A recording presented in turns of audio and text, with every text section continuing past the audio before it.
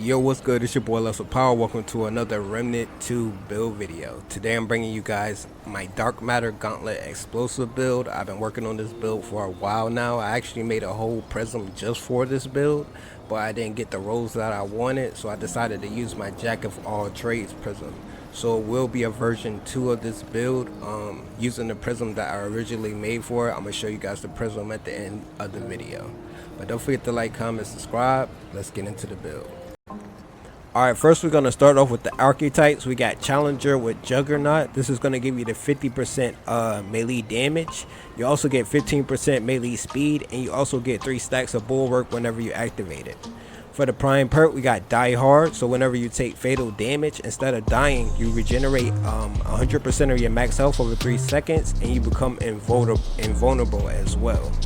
And we are running a melee build, so you're going to be up close, and this really can help you out. Next we got Warden with Drone Heal, and basically this, whenever you use this drone, it'll heal you up for 15% of your health every 1 second, which is great.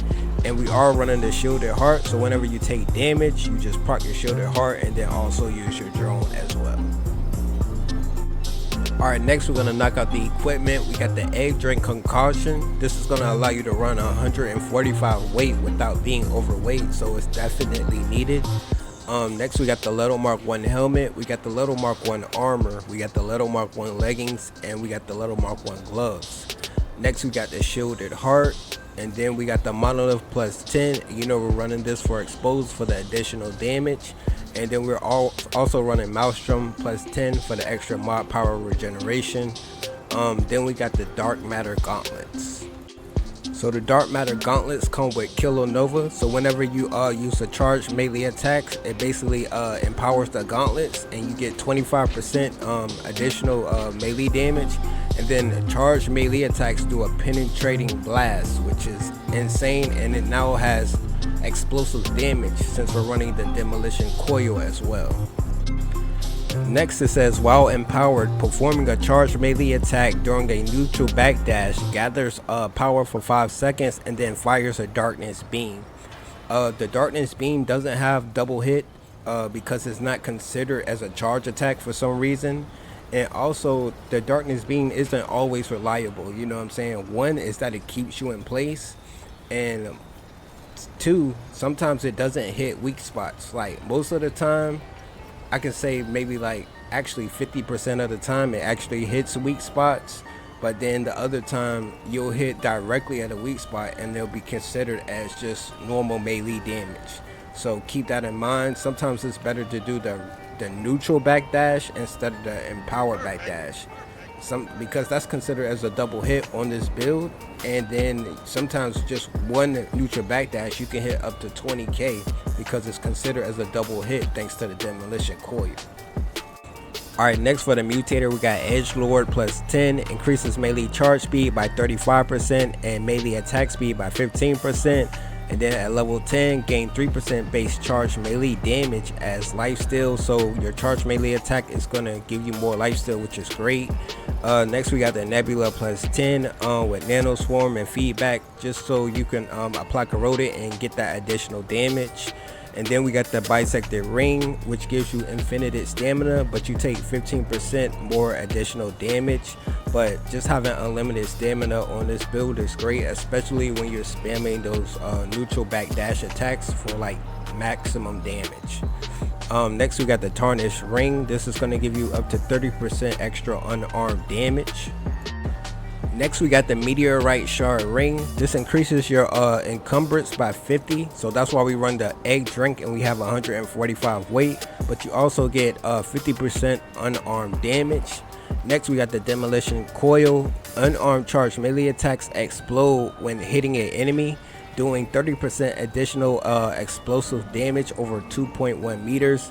And this what allows your charged melee attacks to do double hits, and sometimes those double hits are more than the additional just the hit itself. For the amulet, we got the Butcher's Fetish, increases crit hit chance by 15% and critical hit damage by 25%. every time you do a charged melee attack. This doesn't activate with the charged beam, keep that in mind. If you wanted to run like a charged beam, like straight setup, you could run the decaying margin. This is going to increase your melee damage by 35% at max health, and then if you're not at max health, it just basically gives you life steal. Alright, next we're going to knock out the traits. We got barrier at level 10, we got fortify at level 10, we got potency at level 10. So whenever you use a consumable, basically the time is doubled. Next we got regrowth at level 10, we got strong back at level 10, triage is level 10, we got vigor at level 10, we got endurance at level 2, Bart skin is at level 10, we got amplitude at level 8, we got expertise at level 10, and lastly we got siphoner at level 10 to help with light steal as well. Alright, next we're gonna knock out the prisms. As you can see, I got melee damage, melee critical hit chance, and I got critical hit damage. The reason why I decided to go with this prism is because of the jack of all trades. You just can't beat that for the 45% all damage. But my original prism that I made for this build, this is going to be version 2 right here, the Prism of Pride. We got melee damage, melee critical hit chance, critical hit damage. I put explosive damage up here for the demolition coil.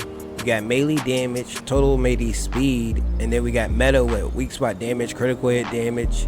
We got rogue with melee critical hit chance and invade speed, and then we got tank plus 10 with armor bonus and damage reduction. But if you take a look, I end up getting boundless energy. I really wanted jack of all trades or the extra explosive damage, but I end up getting all perks that didn't add damage, so I went with boundless energy. So whenever you use the Warden's drone, it basically has unlimited energy, and you can have like unlimited shield or unlimited healing. It's up to you. So that's going to be the version 2 of this setup that I'm already working on. I'm just trying to make the heals better from the drone.